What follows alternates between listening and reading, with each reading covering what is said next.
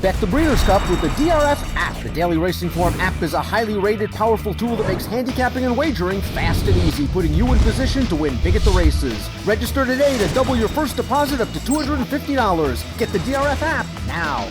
Dan Illman, Mike Beer, let's kick off a Saturday Breeders' Cup Pick 6 with race number 7. It's the filly and mare turf. Let's take a peek at the field. We're going 1 mile and 3/8, 3 turns around the Del Mar turf course.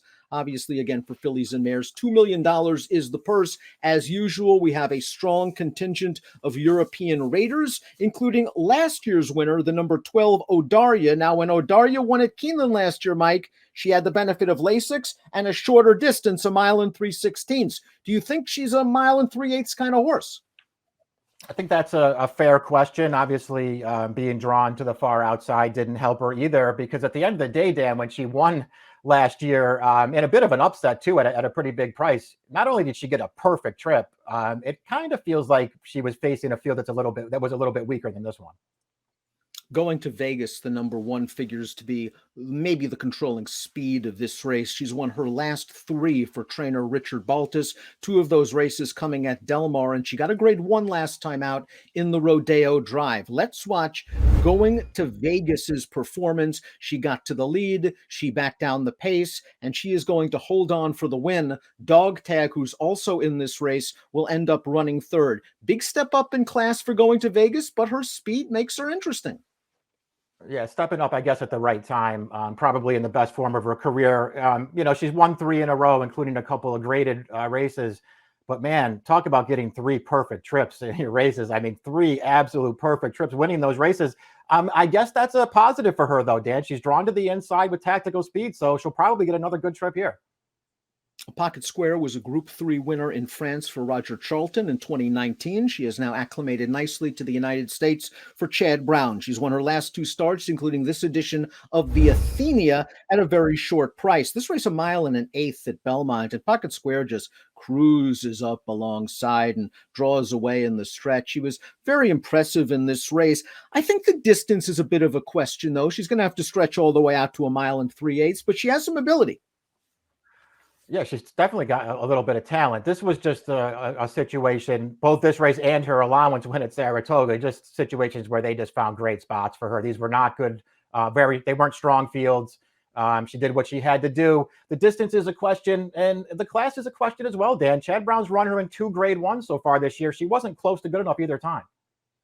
3-year-old filly Acanella comes in from overseas, a Group 3 winner 2 starts back. She was beaten 4 lengths last time out. That was a very live race. The runner-up came back to be 2nd in a Group 1. The 3rd place horse came back to place in a Group 1. The 4th place horse shipped over here and ran 3rd in the Queen Elizabeth in the First Lady at Keeneland. The 10th horse came back to run 3rd in a Group 1. That was a very live race.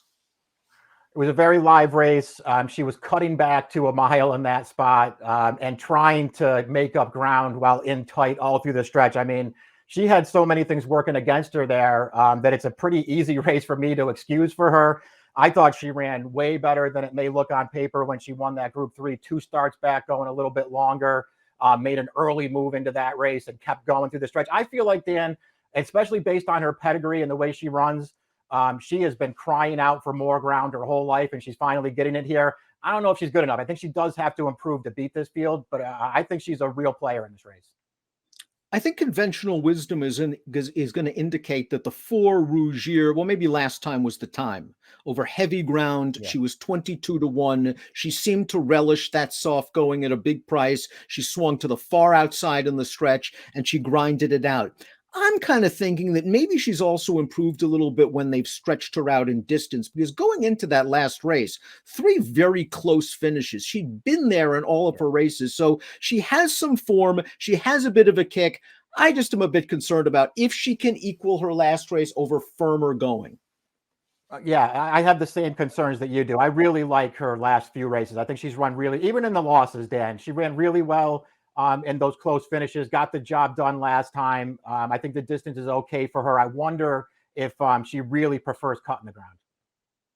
The number 5 is Queen Supreme, a multiple Group 1 winner in South Africa when trained by world-renowned conditioner Mike de Kock. She's only raced once for these current connections, and it was not a good effort in that Group 2. Yeah, that was my concern too. Once you see that race, which did come off of a little bit of a layoff, but it was the first time, over in Europe against those kinds of horses, and she just wasn't ever involved in that race. Maybe I gave up on her a little too soon and didn't do my due diligence. She is a multiple Group 1 winner back home in South Africa, but I just felt like maybe she was in too tough. The number 6, Love, is certainly legit. She's a daughter of Galileo. She's won half of her 14 lifetime starts, and she came off of a lengthy layoff to beat Audarya in the Prince of Wales Stakes. We'll take a look at that race right now. Love showed good speed in this race, and as they turn into the stretch, Audarya's on the outside and has dead aim on Love, but Love never quits. She keeps right on going to win. Now, she's kept good company in her last 3 starts without winning. Last time out in the Group 2 Blandford, she had the lead. It looked like she was home free. She got beat by a horse that she was giving about 9 pounds to. A couple of European pundits that I've talked to, very disappointed that Love lost that race. They would have said the Love of 2020 and maybe earlier this year doesn't lose that race. Yeah, I think that's a fair way to look at it. She didn't run poorly, to be sure, last time, but it felt like she had the race won all the way down to deep stretch then, and she just couldn't put it away. Got nailed on the wire. I think it was a disappointing loss. The race we just watched there was a pretty good effort. Both she and Audarya were off the layoff there. Love just dictated terms there and wouldn't let that horse by. I still think she's good. I guess it's fair to question whether she's as good at 4 as she was at 3. What I like most about her, though, is just her tactical speed. It feels like she's going to get a good trip in this race. I couldn't leave her out of the mix. I don't think I would take too short a price on her, but I would have to use her somewhere. Let's watch Warlike Goddess, the number 7. She's probably the top North American-based filly and mare going long on the turf. She just has such a potent kick.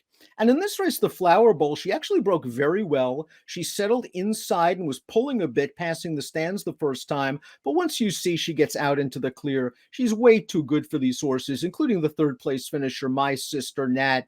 She popped a triple-digit buyer in this race. And if you give her pace, she wants every bit of this distance, and she kicks like a mule. Yeah, agree with all that stuff. It's funny, Dan, leading up to this Breeders' Cup, I thought that there was probably no chance I was going to like Warlike Goddess against some of the Europeans. Not the case now that I've gone through this race a couple of times. I think she's a huge player in here. I love the fact, too, in that Flower Bowl last time that she got a little bit closer. She wasn't, lingering at the back of the pack like she usually does. She sat in mid-pack, covered up, got clear, still had a big, strong finish at the end. This filly's really good, Dan. I think she's dangerous. From Japan comes Love's Only You, a very good 3rd in the Dubai Shima Classic earlier this year behind some nice horses, Mishrif and Chronogenesis. She then won a Group 1 in Hong Kong. She got a good trip in that race. Looked like she was scrubbed along a bit entering the final bend, and she got it done.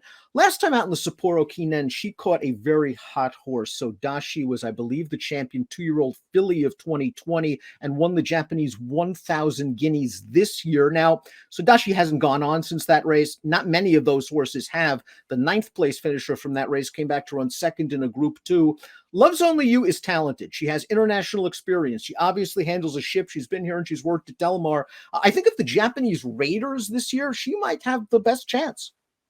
Yeah, I thought she did too. She has kept good company, acquitted herself pretty well in those races. It's interesting that she's only had 1 race since April, but she ran well in that spot. It feels like she's a nice fit in here, Dan. 4 for 4 to start her career, but only 2 for 10 since then. But man, she's run really well in a lot of those races. My Sister Nat won the Weah for the 2nd consecutive year. She really likes distance for Chad Brown. Let's watch that race on October the 3rd. But the Weah this year just didn't seem like a very strong race. It just looked like My Sister Nat, who had been shopping for a win for about a year, found the right spot, and she is able to forge clear in the final stages. No match for Warlike Goddess 2 or 3 back, but she ran okay against Audarya last year in the Breeders' Cup Filly and Mare Sprint, Filly and Mare Turf, pardon me, just no shot with a last on the rail trip. Yeah, no chance trip in this race last year. Maybe she gets a better one this time. She needs a little bit of pace. It feels like she probably needs, a couple of the shorter prices not to show up if she's going to come out on top, but she could certainly get a piece of this. Ocean Road, 3-year-old filly coming in from Europe. This horse is eligible for a non-winners of 2 life, 3rd in a Group 3 last time out. It just looks like this is a tough spot. I think it is too. I mean, I think obviously her connections probably like her, and that's why she's here, and she has a lot of upside. Um, I don't know. I had a tough time deciding what to do with her most recent race. That it was off of a layoff. I didn't think she got a great trip in there, but I also thought it was pretty hard to tell how much run she actually had. I don't know. I thought she ran okay last time, and I could certainly see her improving. Dog tag has hit the board in all 8 turf starts for trainer Dick Mandela. We saw her finish third to going to Vegas last time out in the Rodeo Drive. Going to Vegas probably had the best trip in that race on the lead, but Dog tag might have had the second best trip sitting in the pocket. Probably. I mean, just sat right in behind and never made up any ground. And that was the case 2 starts back as well when going to Vegas beat her. Just couldn't make up any ground on that horse. Just feels like she's in pretty tough here, but her overall form is fine. It just feels like this is a tough spot. Let's watch the defending champion, Audarya, win last year's edition of the Breeders' Cup Filly and Mare Turf. Again, this race, Lasix on, mile and 3/16. No Lasix this year, mile and 3/8. Just a game performance against a good field. Rushing Fall, Harvey's Little Goyle. She has not won since, but she has certainly kept strong company. And in the last race, when she was beaten by Rougier, the jockey looked like he had a keg of dynamite underneath him turning into the stretch. Very confidently ridden, and maybe the heavy ground hurt her at the end.